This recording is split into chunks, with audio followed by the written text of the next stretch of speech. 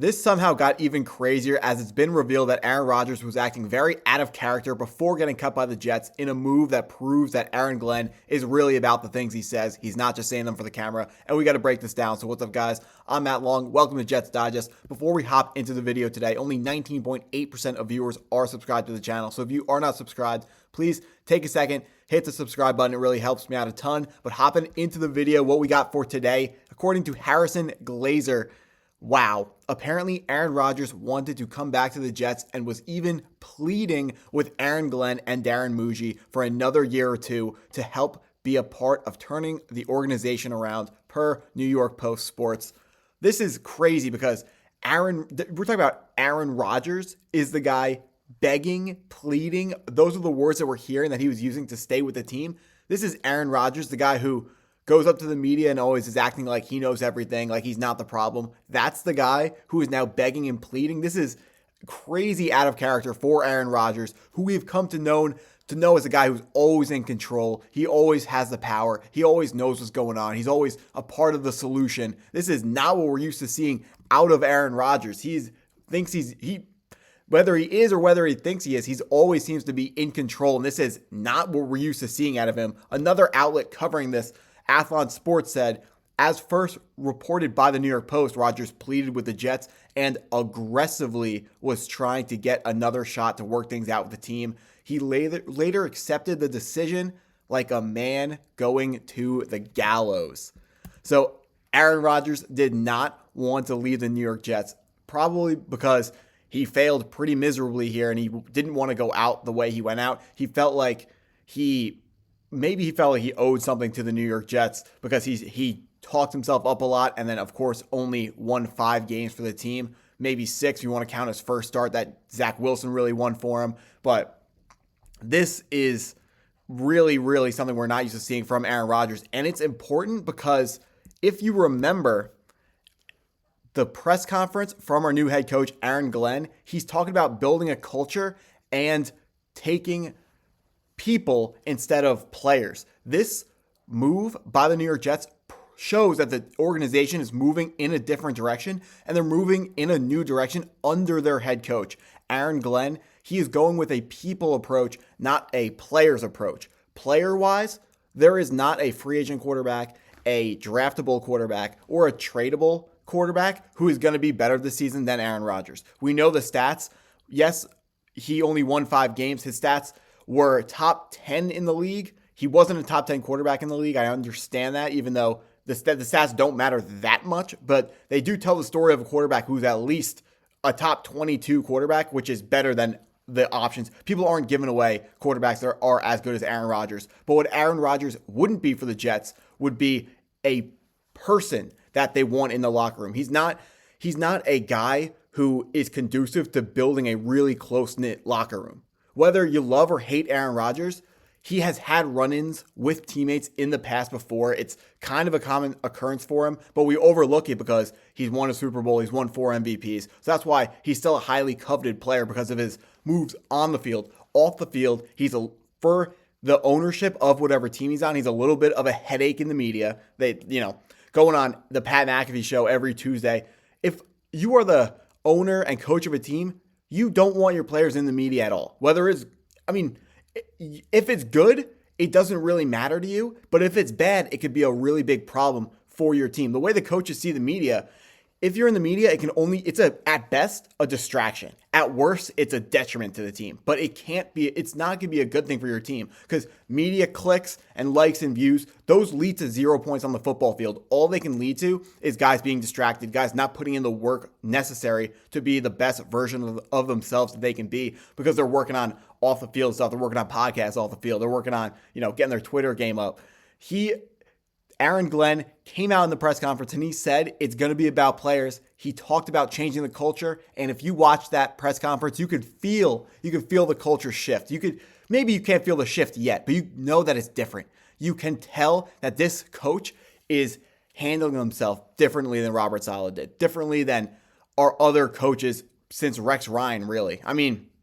Bowles and Saleh, they're just not guys, and Gase, I guess, I was forgetting him because he's completely irrelevant when it comes to Jets history. But those other coaches, they are not going to be getting on guys the way Aaron Glenn's going to be. And this report is important. Well, yes, I understand Aaron Rodgers. The news about Aaron Rodgers has passed. But this is important because it shows that the New York Jets are moving in a different direction and the culture has already started to change. And the coaching staff is committed to changing that culture, even if it costs a good quarterback in Aaron Rodgers. He is, like I said before, they're not going to be finding a better quarterback than Aaron Rodgers in free agency. So sticking with this people over players approach, Aaron Glenn is going to commit to the guys and invest in the players who want to be part of the New York Jets. So this picture is perfect to illustrate this point. If we can look towards the future and try to predict and get a better handle on what the New York Jets are going to be looking to do in the future. We have two guys, stars at their position, do a ton of money in what could be as early as this offseason.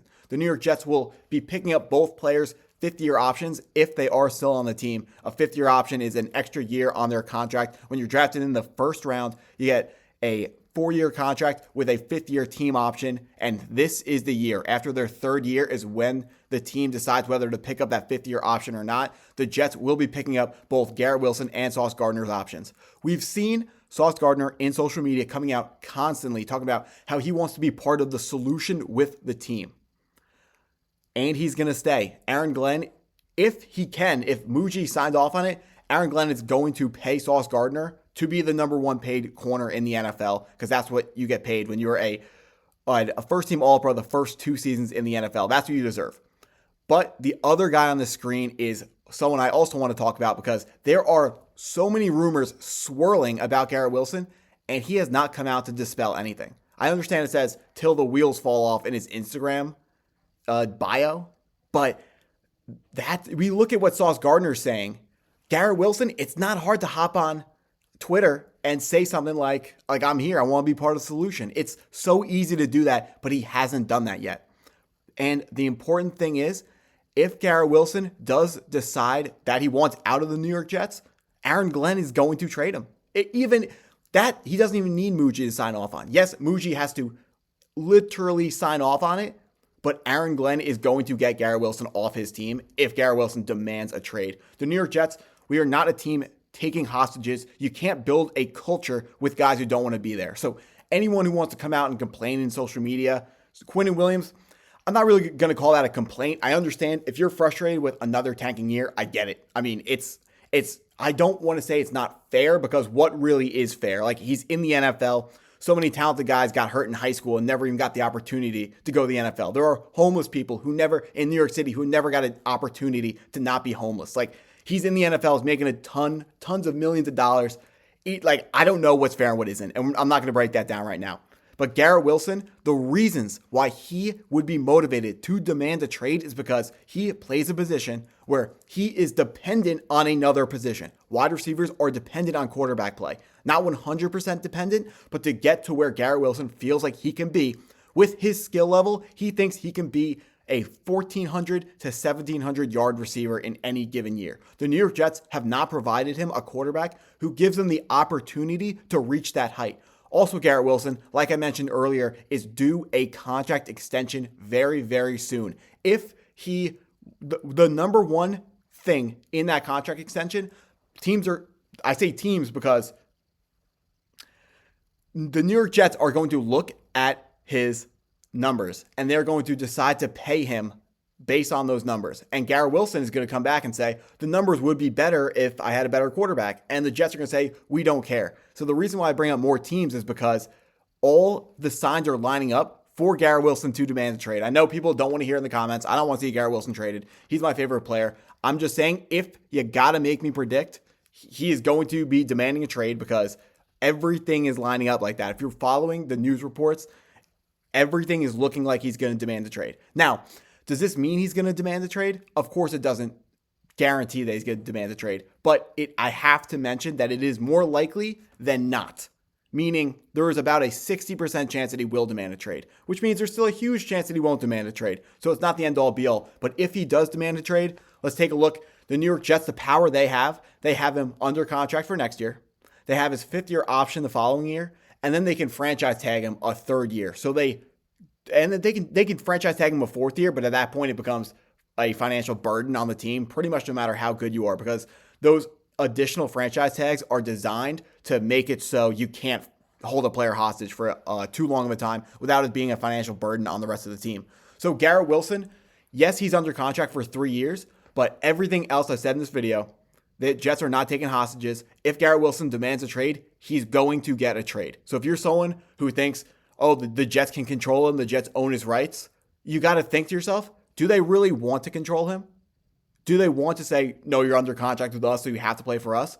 That's not how you attract free agents. That's not how you put a good face on your franchise. No one's going to want to come to a franchise that holds players hostage, especially players that the franchise is holding back.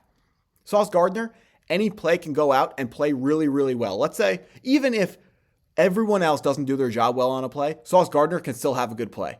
Garrett Wilson can burn his man, but if he gets a bad pass from the quarterback, he's not going to get yards on that play, and that's going to hurt him in the long run getting his contract signed. So Garrett Wilson has some grounds, not a ton of grounds. He's not like Myles Garrett, who has been in the league and an elite player for years and years and years. Garrett Wilson, he's still a young player, so he doesn't have a ton of grounds for demanding a trade, but if he does demand a trade, he does have a little bit of a right to demand that trade. But that's what I got for you guys. So if you stuck around this long in the video, thank you for watching. Please hit the like button, hit the subscribe if you're new, and as always, go Jets.